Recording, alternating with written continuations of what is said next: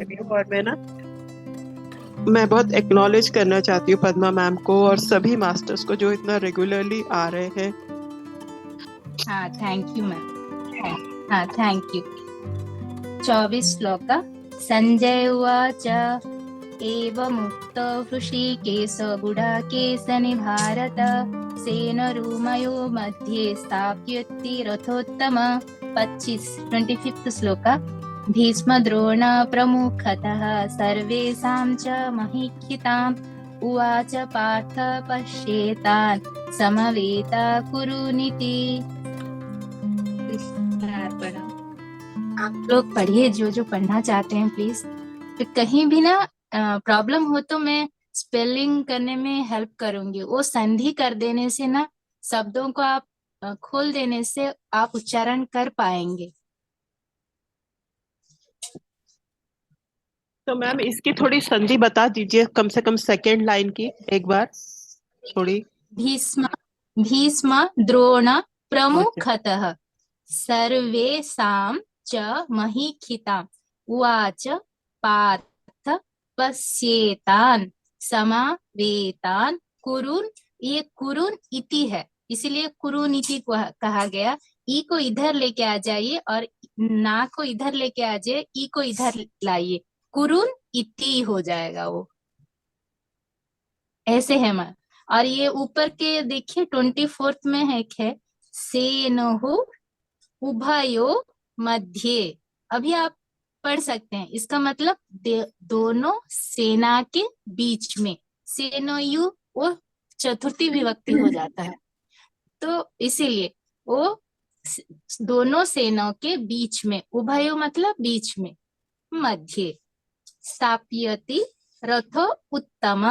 ये रथोत्तम है ना, रथ उत्तम। ऐसे में अभी देखिए आप हर कोई पढ़ सकेंगे अभी, एक मैं बार बोलूं? ट्राई करके।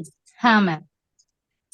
एवमुक्तो ऋषिकेशो गुडाकेशेन भारत सेनयोरुभयोर्मध्ये स्थाप्यत्वा रथोत्तमम्। बहुत ही अच्छा पढ़ा मैम आपने। संजय उवाच एवमुक्तो ऋषिकेशो गुडाकेशेन भारत सैन्योरुभय मध्ये स्थापित्वा रथोत्तमम् भीष्मद्रोणप्रमुखतः सर्वेषां च महीक्षिताम् उवाच पार्थ पश्येतान् संवेतान् कुरुनीति। 25वां भी साथ में ही पढ़ना है? हाँ हाँ मैम, दोनों एक ही साथ डिस्कस कर लेंगे। भीष्म द्रोण प्रमुखता सर्वेषां च महीक्षाताम् उवाच पार्थ पश्येतान् समवेतान् कुरुनीति।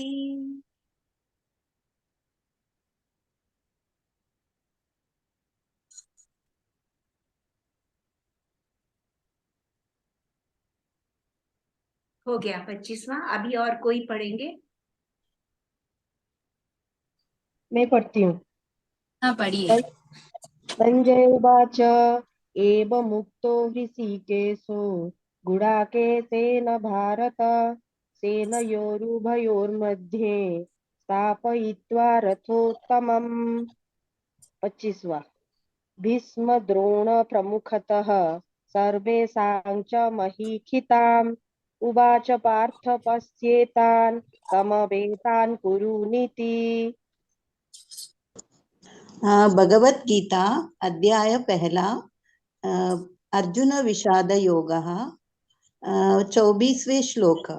संजय उवाच एवमुक्तो हृषीकेशो गुडाकेशेन भारत सेनयोरुभयोर्मध्ये स्थापयित्वा रथोत्तमम्।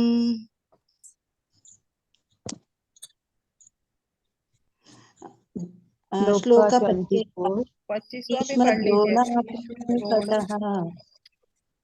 पढ़ भीष्म द्रोण प्रमुखतः सर्वेषां च महीक्षिताम् उवाच पार्थ पश्येतान् समवेत्तान् कुरुन् इति। धन्यवाद। संजय उवाच श्लोक 24 एवमुक्तो हृषीकेशो गुडाकेशेन भारत सेनयोरुभयोर्मध्ये स्थापयित्वा रथोत्तमम्। श्लोक 26 भीष्मद्रोणो प्रमुखतः सर्वेषां च महीक्षिताम्। उवाच पार्थ पश्चेतांस समावेतां कुरूनिति। Thank you.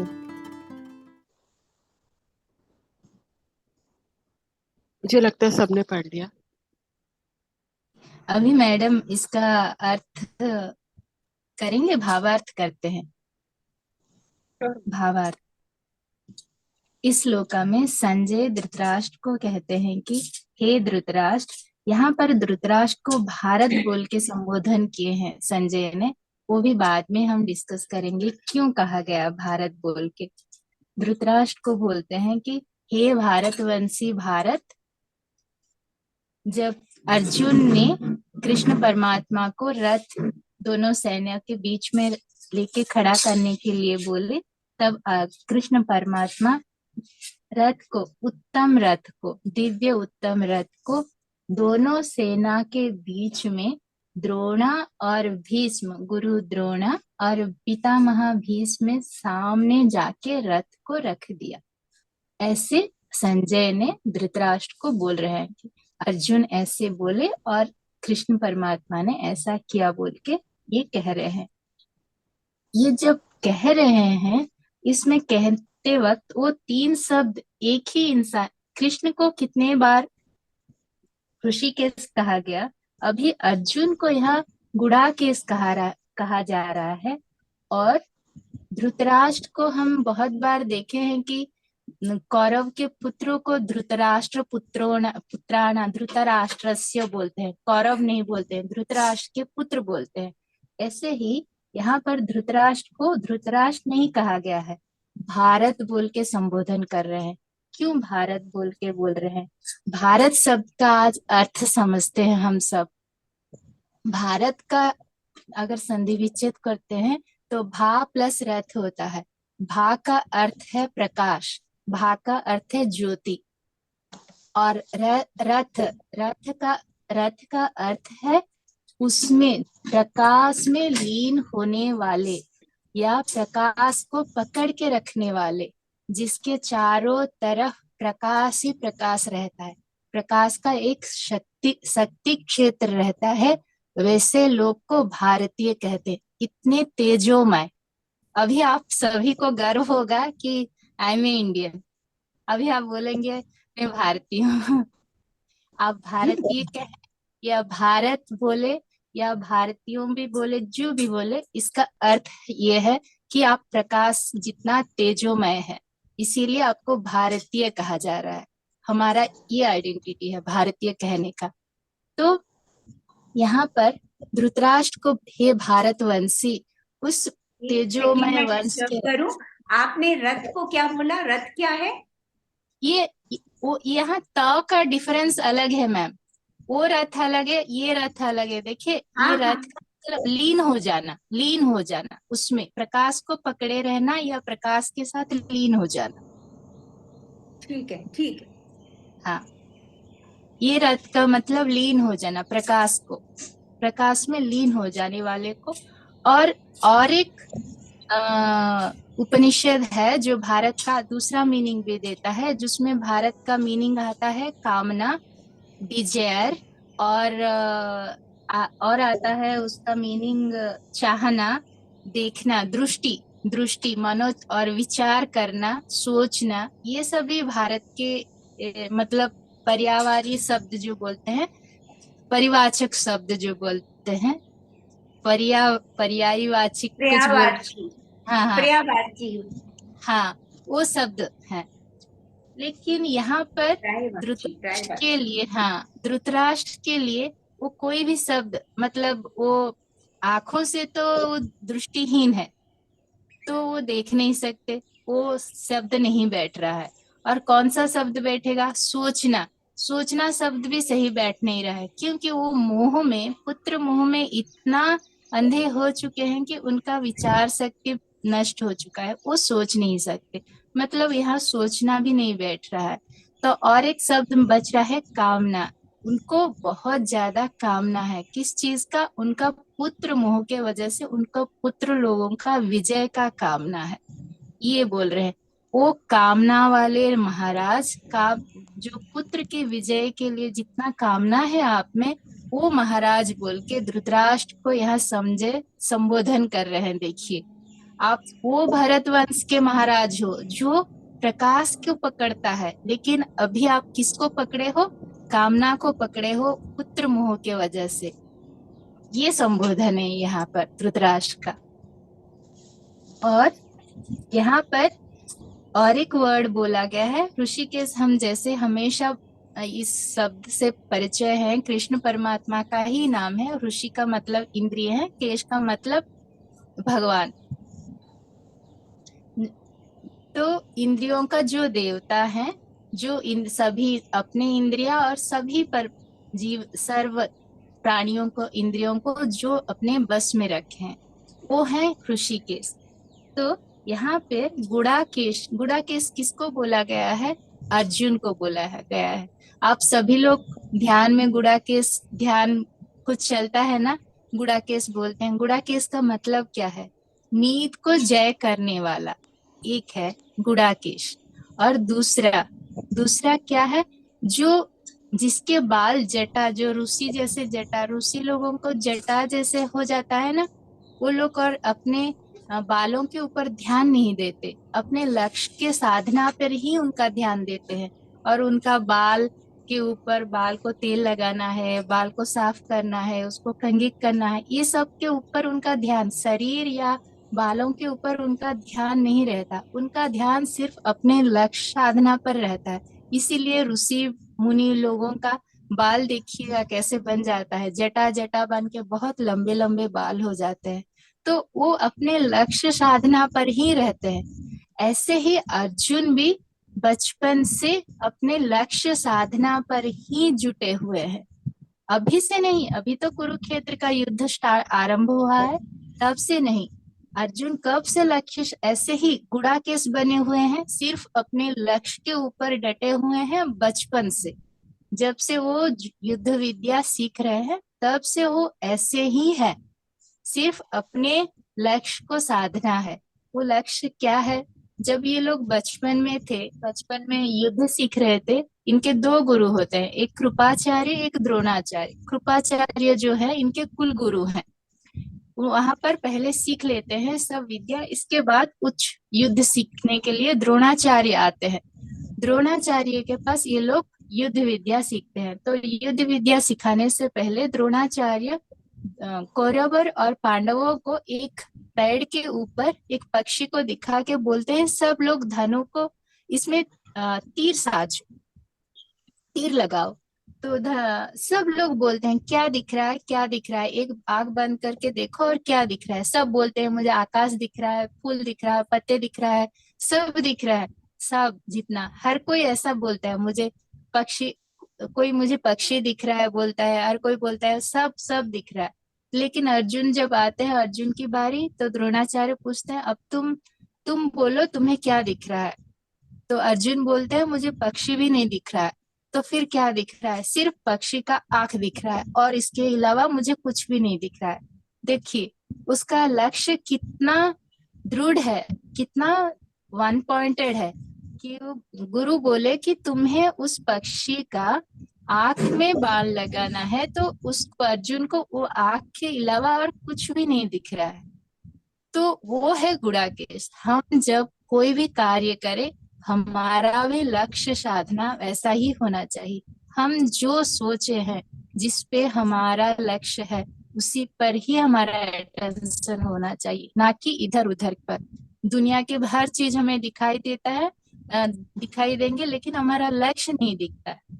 तभी हम ऋषिकेश के पास नहीं हो पाते हैं। जब कोई ऐसे गुड़ाकेश बनता है, सिर्फ खुद के एक लक्ष्य को देख पाता है, तभी ऋषिकेश उसके साथ साथ देते हैं। कौन गुड़ाकेश बन सकता है? जो अपने इंद्रियों को बस में रख सकता है, वही ऋषि गुड़ाकेश बन सकता है। जो इंद्रियों के अधीन में हो जाता है तो वो लक्ष्य विहीन हो जाएगा ना, उसे कहाँ लक्ष्य दिखेगा। आंख बोलेगा चलो टीवी देख लेते हैं, कान बोलेगा और कुछ सुन लेते हैं, मुंह बोलेगा चलो वो खा लेते हैं, ये बात कर लेते हैं, तो उसका लक्ष्य वहीं पर गिर गया। जो इंद्रियों का साथ देता है, को अपने अधीन कर लेता है, तब वो गुड़ाकेश बनता है। और जब आप गुड़ाकेश बन सकते हो, तभी ऋषिकेश आपके साथ जरूर जरूर होंगे। इसीलिए अर्जुन के साथ कृष्ण परमात्मा है। वो बचपन से ऐसे ही साधना कर रहे हैं।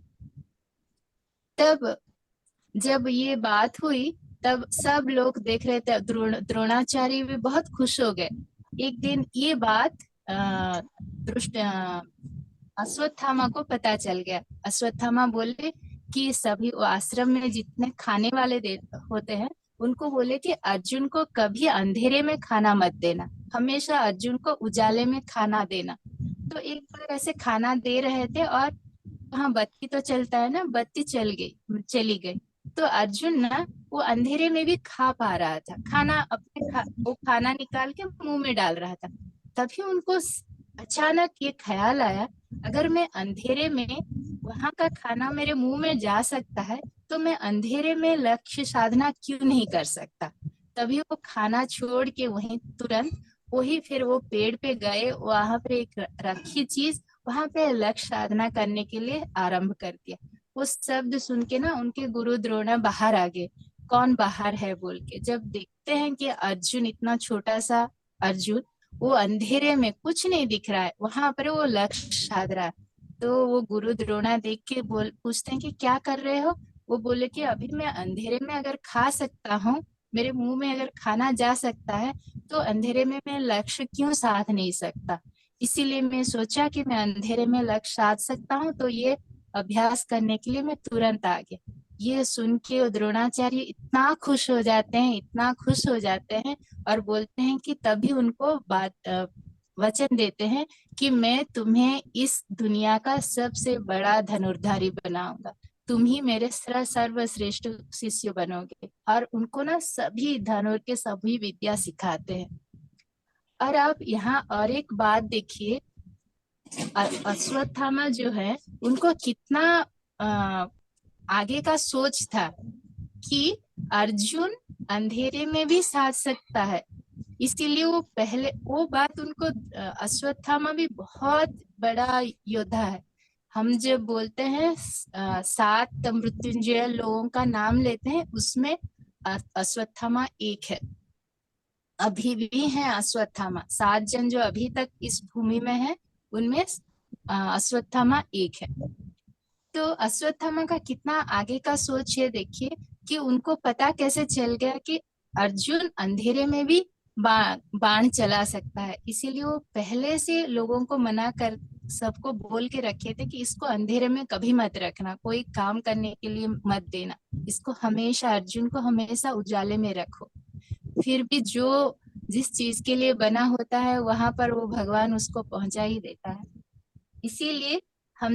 इसीलिए अर्जुन को यहाँ पे गुणानिकेश कहा गया है। मैं ये सब वर्ड्स आप, और सेनरु मयो मध्य स्थाप्योति रथोत्तम, दोनों सेना के बीच में मेरा रथ को लेके रखो बोल के अर्जुन को, कृष्ण परमात्मा को अर्जुन बोल रहे हैं। ये है स्टोरी में।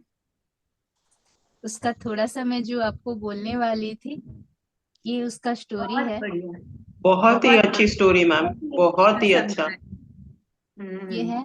तो इसीलिए ये श्लोका का ये मीनिंग है कि जब भी कोई अपना लक्ष्य साधना के लिए अपना शरीर को हम भूल जाते हैं, और सिर्फ हमारे लक्ष्य पे ऊपर हमारा श्रद्धा होता है, तब कोई भी मुश्किल आए ना, हम अपना लक्ष्य जैसे भी साधना करेंगे आप, और उसके साथ भगवान जरूर रहते हैं। भगवान जरूर जरूर रहते हैं। आप बोलेंगे कि आप आपका समस्या आई और कुछ भी नहीं करेंगे, अरे ये तो मेरा भाग्य में लिखा था, हुआ ऐसे हो गया, भगवान ने ऐसा कर दिया। आपको पहला एक कदम उठाना पड़ता है, तब भगवान दूसरा कदम आपका आगे आगे बढ़ा के लेके जाते हैं। हम कुछ भी नहीं कराएंगे और सब भगवान के ऊपर डाल देंगे तो कभी नहीं होगा। जैसे कि आप एक हवा में दिया लगा दिया और बोलेंगे भगवान के भरोसा है दिया जलेगा, कभी नहीं जलेगा। आप अगर हवा में दिया भी लगाते हैं, उसके चारों तरफ एक प्रोटेक्शन तो दो, वो अपने आप धीरे धीरे धीरे जलने लगेगा। ऐसे ही आप भी कोई भी काम करो तो पहले खुद का प्रयास रहना चाहिए, खुद का अनारा मतलब अनस्टॉप्ड प्रयास हमेशा। वो आप कब साधना करोगे पता नहीं, लेकिन अगर आपका एक लक्ष्य है कि मुझे ये करना है, तो वो लक्ष्य तक पहुंचने के लिए आपका प्रयास कभी बंद नहीं होना चाहिए। तभी भगवान का साथ हमारे साथ होता है। जो प्रयास करता है उसका हार कभी नहीं होता है मास्टर्स, उसके साथ भगवान हमेशा रहते हैं। ये है उसका इसका अर्थ, ये स्टोरी का जो मैंने आप सभी को इसमें बताया। और किसी को और कुछ कहना है तो 24th श्लोका में प्लीज बोलिए, फिर हम 25th श्लोका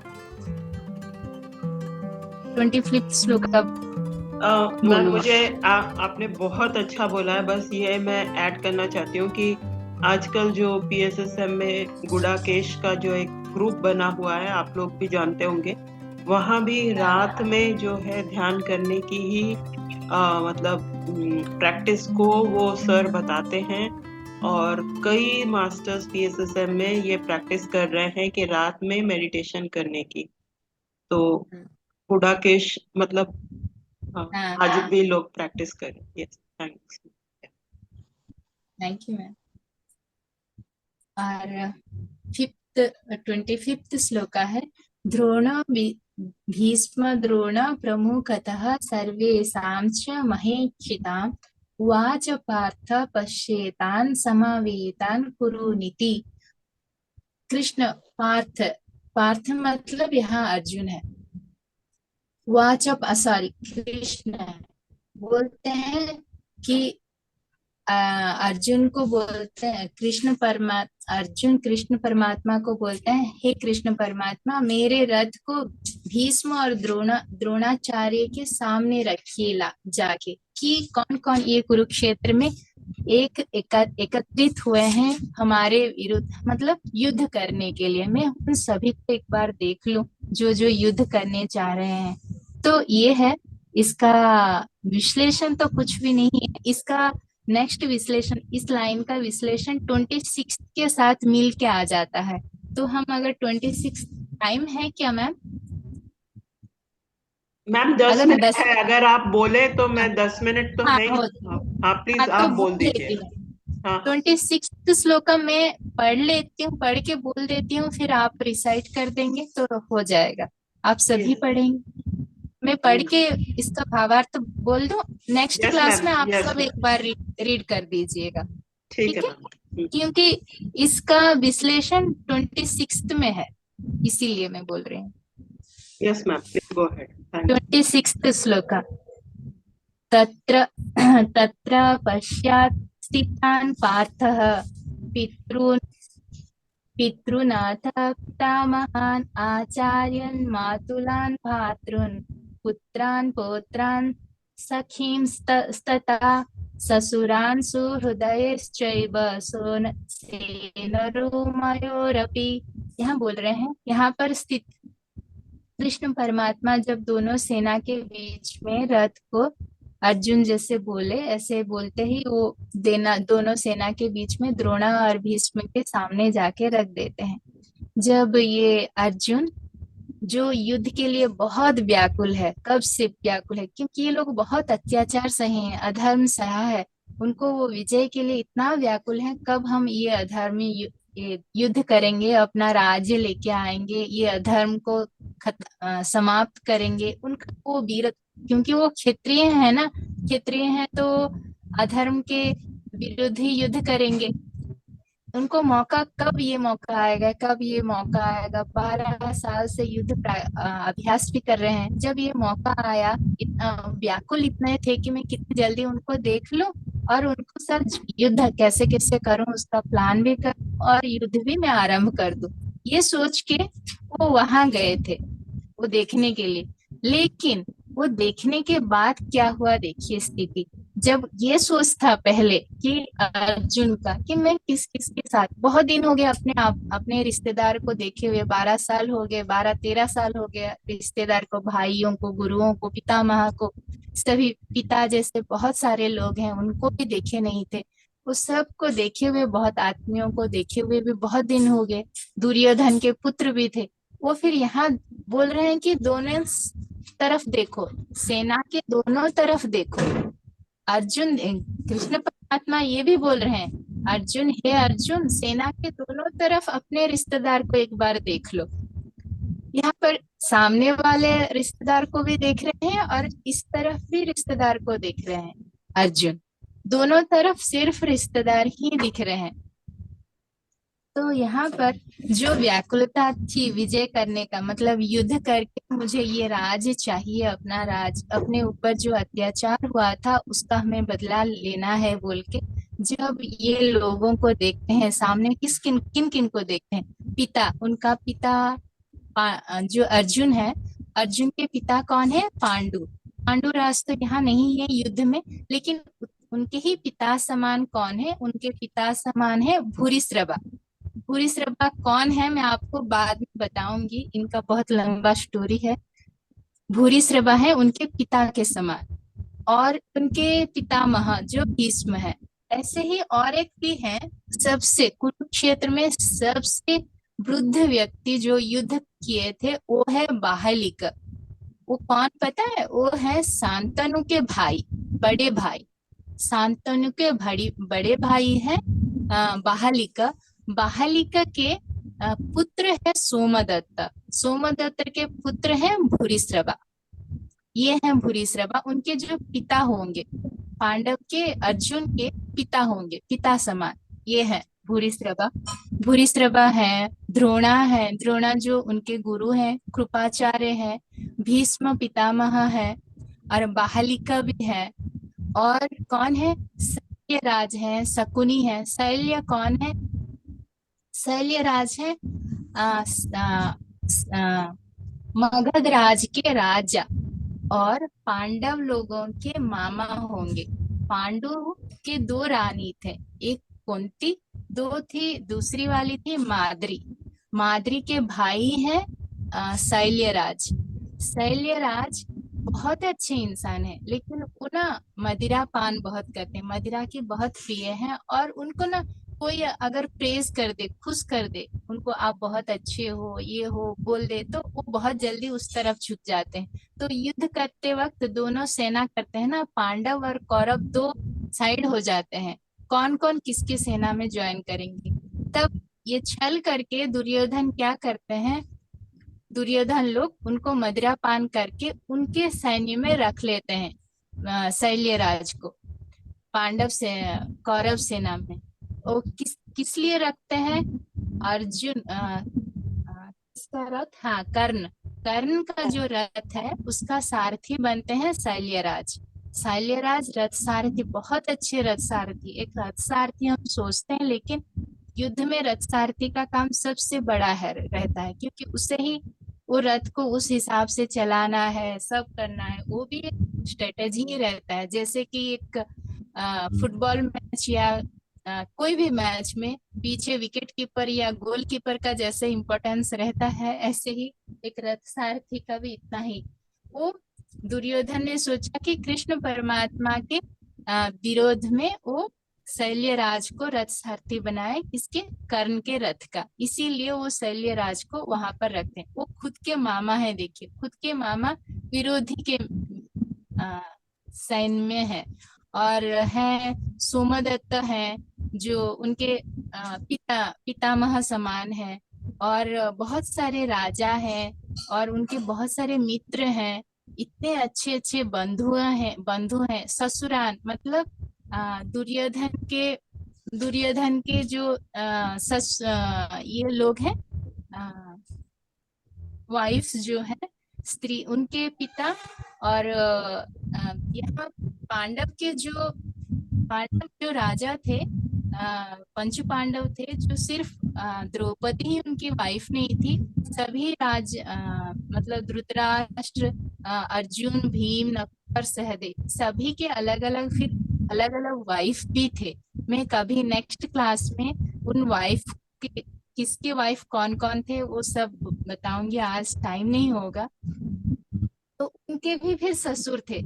ये सब मतलब दो भाई, सिर्फ युद्ध किस किस के बीच में है? सिर्फ युद्ध पांडव और कौरवों के बीच में है, एक राज्य को लेके।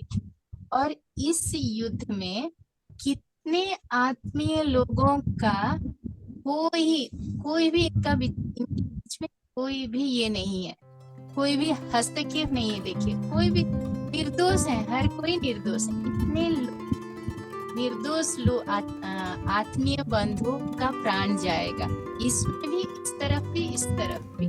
जब ये एक सोच अर्जुन के दिमाग में आ गया ना कि हम दोनों के सिर्फ एक राज्य के लिए क्या मैं इतने सारे आत्मीय निर्दयी लोगों को, मेरे आत्मीय लोगों का जान ले लूंगा, इतने लोगों का रक्त से खींचा हुआ ये राज्य में मुझे चाहिए, ये ही है मेरा क्षेत्रीय धर्म। जब ये सोच उनमें आ गया, जितने आत्मीय लोगों को देखे, तब उनका गांडीव हाथ से गिर जाता है। वो ही कृष्ण परमात्मा भी चाहते थे, क्योंकि आने वाला कलयुग है, और कलयुग में गीता का प्रवचन करने के लिए इससे अर्जुन एक माध्यम है, हम सभी को गीता का ज्ञान देने के लिए। कृष्ण परमात्मा चाहते तो अर्जुन तो कृष्ण परमात्मा के साथ हमेशा रहते, तो कभी भी कहीं ना अर्जुन को गीता का ज्ञान दे सकते थे। क्यों बीच युद्ध के बीच में ही उनको गीता का ज्ञान देना पड़ा? देखिए ना, कोई चीज ना उसका इम्पोर्टेंस जब आती है तभी उसका इम्पोर्टेंस समझ में आता है। जब तक उसका इम्पोर्टेंस, वो टाइम नहीं आता, उस चीज की इम्पोर्टेंस तभी पता नहीं चलता, तभी हमको उसका इम्पोर्टेंस पता चलता है, वो चीज को हम ग्रहण कर भी लेते हैं, लाइफ इम्प्लीमेंट भी करते हैं।